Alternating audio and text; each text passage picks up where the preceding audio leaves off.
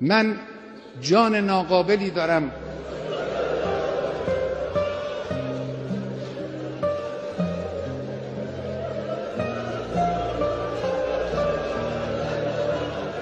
جسم ناقصی دارم.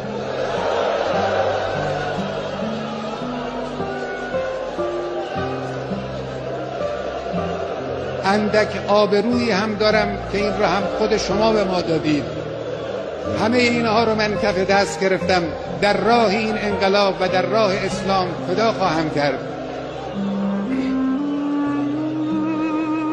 اینها هم نثار شما باشه.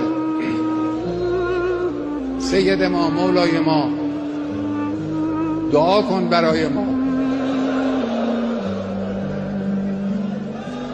صاحب ما تویی، صاحب این کشور تویی، صاحب این انقلاب تویی.